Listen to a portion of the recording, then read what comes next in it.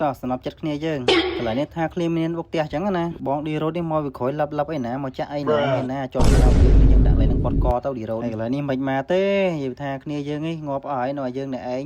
គេឡើង3នាក់កន្លែងនេះតែងគេចាប់បោកយើងតែសម្រាប់យើងមានឆ្មា7កុំអីងាប់កន្លែងហ្នឹងរត់យកខ្លួនសិនណាពីអ្នកមីយ៉ារត់យកខ្លួនឯងក្បាលណាសក់ហ្នឹងហើយកើតទេដល់នោះងាប់បាគេឡៅហើយកន្លែងថាកើប CMM គេសោះហ្នឹងតែចែដល់នេះលបងឌីរ៉ូតគេមកពីក្រោយមានណាជាប់ឆ្មៅយើងម៉ាំងបត់កកន្លែងនេះ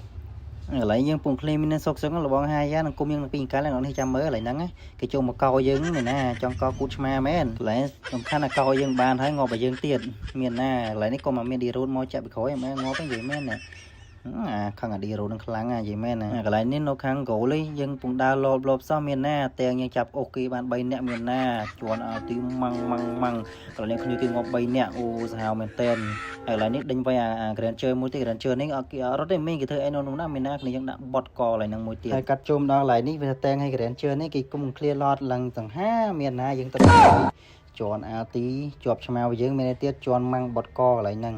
ហើយចូលដល់កន្លែងនេះតែងចាប់បល Waller បានមួយមានណាចោឆ្មាយើងគ្នាយើងដាក់កន្លែងហ្នឹងបត់កកន្លែង Well មួយហើយកន្លែងនេះមានណាតែងគេចាប់បោកយើងបានហើយយើងអស់ឆ្មា7បត់ឯមានទៀតបន្ទាប់ពីយើងងាប់ហើយគ្នាគេងាប់អស់ដែរអញ្ចឹងមានទៀតហើយក៏គ្នាយើងធ្វើការបុកផ្ទះយកតែម្ដងអញ្ចឹងណា